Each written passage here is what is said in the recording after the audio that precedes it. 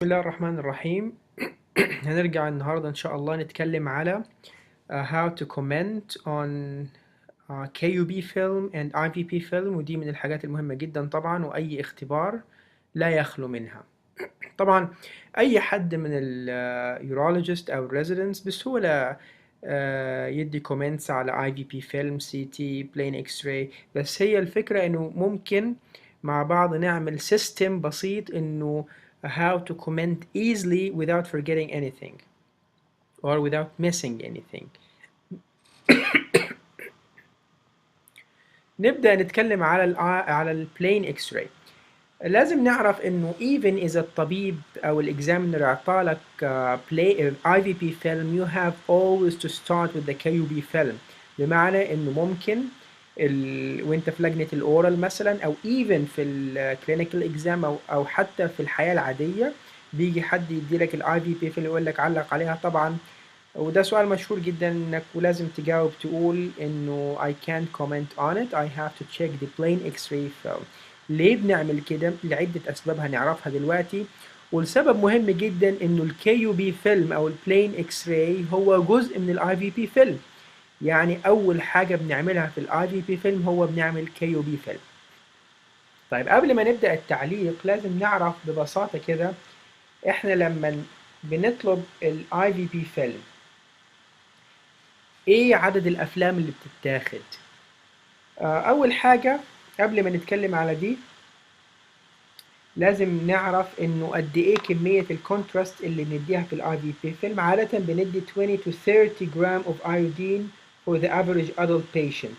يعني بندي حوالي 100 ملي times 300 ملي جرام per milliliter، يعني حوالي 30 grams 30 grams of iodine for an average adult. طيب نبدأ نعرف عدد الأفلام اللي بتتاخد. طبعا أول حاجة بناخدها في basic you have to stick to it، لكن ممكن تطلب عدد أفلام قد ما أنت عاوز. إذا مثلا الكلية ما بتفرزش كويس وتأخر الفيلم، تأخر البايلوجرام فيلم، فأنت بتستنى وقت أطول عشان ممكن تاخد فيلم بعد ساعة ساعتين ثلاثة، يعتمد على الكلية. لكن لازم تعرف البيزك انه احنا المفروض عيان عادي عيان طبيعي كم فيلم بناخد له. عادة بتاخد اول حاجة KUB فيلم، بعدين 1 minute نفروجرام فيلم، بعدين بتاخد 5 minute فيلم، 10 minute فيلمز، بعدين delayed film and post boarding film. again بناخد preliminary KUB film، 1 minute film، 5 minute KUB film، 10 minute KUB film، delayed film، post boarding film. again preliminary KUB film، 1 minute film، 5 minute film، 10 film من، بعدين DP delayed film و post boarding film. بين ال 5 minute film وال 10 minute film بنحط compressing bands على البطن كده عشان تعمل compression لليوريتر وبيبان ال upper ureter او ال upper system افضل. اذا ممكن نعيد الحفظ بطريقة اخرى. بناخد KUB فيلم او preliminary فيلم، بعدين بناخد 1 minute KUB فيلم، 5 minute KUB فيلم، compressing band، 10 minute KUB فيلم، بعدين ال DP او ال delayed مع وراه ال post boarding فيلم. طيب لما هاجي اعلق على ال KUB فيلم، first of all هعلق على حاجة اسمها الرينج، بعدين على السنتراليزيشن، بعدين على البريباريشن، بعدين على الدنسيتي، بعدين هعلق على 4 حاجات أخرى مشهورة اللي هي السوفت شادو بتاع السوس، والرينال شادو، والجاز ديستريبيوشن، والراديو اوبيك شادو. again إذا أول حاجة هعلق على الرينج، السنتراليزيشن، preparation، density، بعدين ال4 حاجات اللي مشهورة اللي هي السوس شادو، الرينال شادو، radio opaque shadow and the gas distribution. نبدأ نشوف ال range of exposure. The X-ray range should be from the lower thoracic cage down to the greater trochanter. Again, the range should be from the lower thoracic cage down to the greater trochanter. ليه؟ أول حاجة اللور ثوراسيك كيج طبعا، وحتى هنا الإكسبوجر مش لازم يكون الإكسبوجر أفضل من كده طبعا، لأنه ممكن الكدني بتكون فالأبر بول لازم يكون مكشوف تماما ليا، لأنه ممكن يكون في abnormality أو ماس أو ستون في الأبر بول، في الكيلكس في الأبر بول. رقم 2 لازم يكون عندي الجريتر تروكانتر باينة، أو at least lower border of symphysis pubis. ليه؟ عشان ممكن يكون في stone في اليوريثرا، فلازم I have to detect it. Again, so first of all, the range of exposure, it should be flow from the lower thoracic cage down to the. رقم 2 is centralization. Is the patient centralized or not? ليه؟ هل مهم إني أعرف إنه البيشنت centralized ولا لأ؟ طبعا مهم جدا، لأنه ممكن واحد يكون السنتراليزيشن بتعرفها من البلفس طبعا، بتشوف البلفس هنا، بتشوف الهيد of the femur متساويين approximately طبعا ولا لا. ليه؟ لأنه ممكن يكون العمود الفقري مايل وتروح أنت حاطط كومنت إن هو عنده سكوليوزز أو abnormality في الفرتبرا، فلازم أنت تكون متأكد إنه لا البيشنت is centralized. إذا أول حاجة الرينج extending from lower thoracic cage down to the greater trochanter. Centralization, the patient is very well centralized. بعدين PD, preparation, the patient is very well prepared, there is no masking gases. بعدين عندك density, there is good density. الدنسيتي هي الدنسيتي بتاعت الابزورب الدوز اللي اخدها، هل البونز فينت وما خدش دوز كويس فانا مش قادر اشوف ولا لا. اذا جود density. بعدين هعلق على الاربع حاجات المشهورين اللي هما السوفت شادو بتاع السوس ماسل.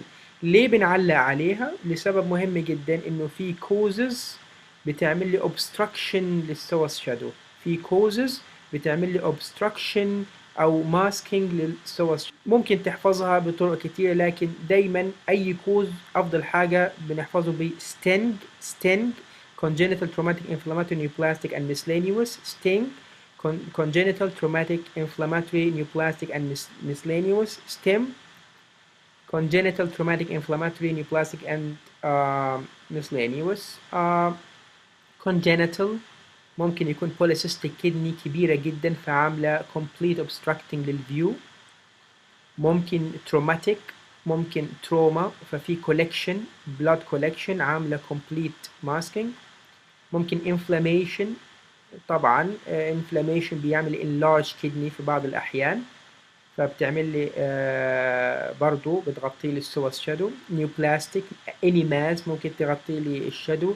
miscellaneous causes any cause بيعمل لي obstruction حتى لو خارج اليورينري سيستم، حتى الجازز ممكن تعمل لي complete masking للسوس شادوز الناحيتين. في سؤال تريكي كده بيقول لك ازاي السوس شادو بتبان في الاكس راي؟ اشمعنى ليه بتبان في الاكس راي؟ عشان او الهارت حتى بيبان ليه في الاكس راي؟ عشان البلاد سبلاي، اي اورجن فيه بلاد سبلاي بيبان فين في الاكس راي. طيب خلصنا على السوس شادو، بنعلق على الرينال شادو. ده هنا الرينال شادو موجود اهو، وهنا الرينال شادو موجود. في بعض الاحيان ما بيكونش موجود، بيكون ماسك بالجازز، بيكون الصورة فين شوية، لكن وانس انك شفت الكدني بتعلق عليها ب SSS-COP SSS-COP SSS-COP S shape S size S symmetry C الكونتور O orientation ومعناها الاكسس P البوزيشن. نبدأ نعلق على دي.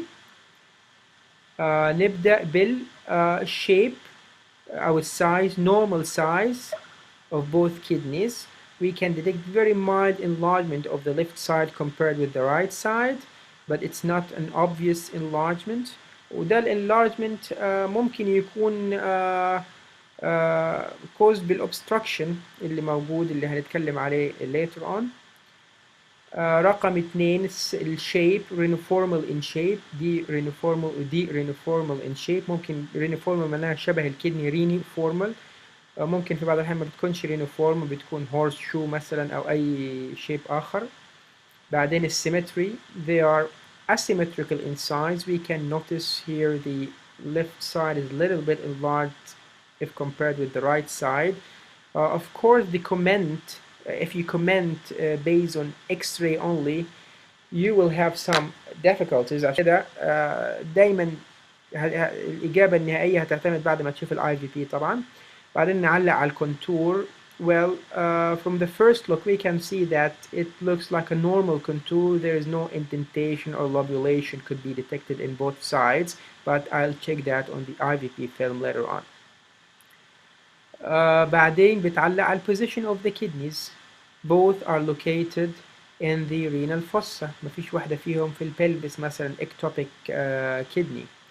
إذا علقنا على الكدنيز بال SSS COP. SSS COP. بعد الكدنيز هنعلق على البونز. There are no bony abnormalities could be detected whether in the vertebral column or pelvic bones. طبعا دي مهمة جدا لأنه التشخيص البوني abnormalities مهم في اليورولوجي. ممكن يكون عندي spina bifida، ممكن يكون عندي fracture في pelvis، ممكن يكون عندي fracture في pubic bones، ممكن يكون عندي scoliosis. فمهم جدا اني to detect that. آخر حاجة ببص على any radio opaque shadows. We can see here a radio opaque shadow located opposite to L4 process. وبعدين هعلق عليها الشيب. It's oblong in shape, single, it has a dense radio opacity. بعدين هبص على هنا هلاقي another radio opaque shadow small in size opposite to. طبعا دي بنعمل خط هنا من ال upper border of the iliac crest. الخط ده مادام عملته أنا الفرتبرا اللي فوق الخط ده هي L4.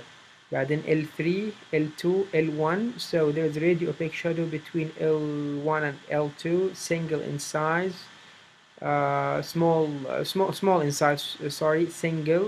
بعدين هبص هلاقي هنا very small two radio opaque shadows, most probably دي طبعا fleboli. So that's it. بعد كده بتقول I'd like to go on and on the IVP film to complete my assessment. دي كده عرفنا ازاي نعلق على ال plain X-ray أو ال KUB film. ال KUB طبعا stands for kidney, ureter and bladder. هنعيدها مرة أخرى كده. أول حاجة ال KUB film هعلق على ال range، على ال centralization، على ال preparation، على ال density، على ال psoas shadow، على ال renal shadow، على ال bone abnormalities and gas distributions. لو أنا جات لي حالة زي دي وهبدأ أعلق عليها هقول well this plain X-ray shows, or this KUB film shows, number one, the range of exposure is extending from the lower thoracic end down to the greater trochanter. I would prefer if the exposure is a little bit higher than this. The patient is very well centralized, very well prepared. There are no masking gases here could be detected. The density is very good, and the both psoas shadows are very well visualized. There are no bony abnormalities could be detected. I can see both renal shadows very well. The shape is normal in both, except there is very mild enlargement of the left side compared with the right side. So they are asymmetrical in shape because as I was saying, the left side is a little bit enlarged than the right side.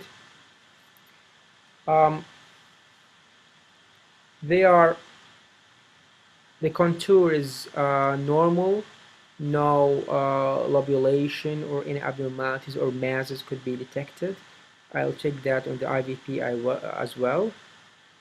And the orientation or the axis is parallel to the outer border of psoas muscle, and both kidneys are located in the renal fossa. So, and there's normal gas distribution. كده أنا أكون علقت completely على ال plain X-ray والفيلم التاني هنعرف ازاي to comment on the IDP film. شكرا جزيلا.